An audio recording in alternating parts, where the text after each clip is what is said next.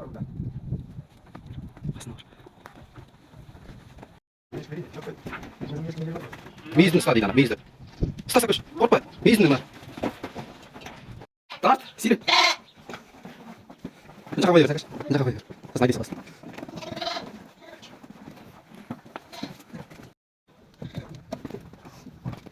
Tart balvan.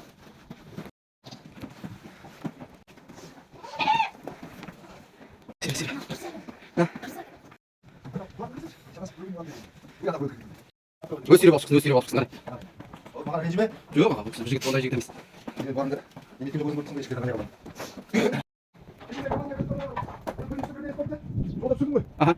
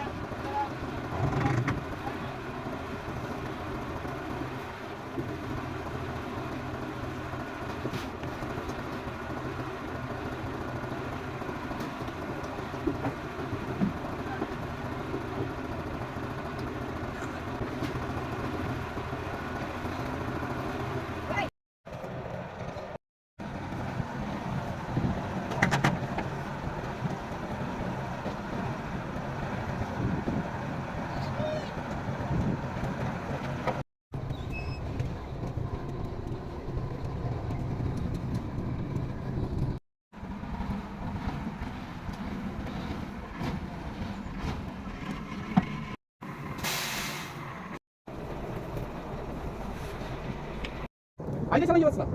Yanında katrayla da. Zıp zıp zıp.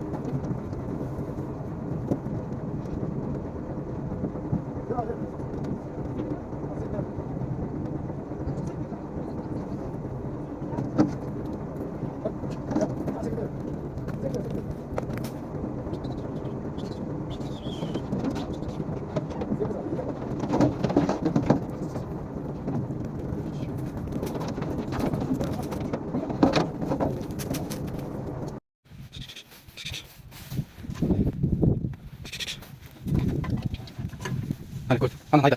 Ana haydi.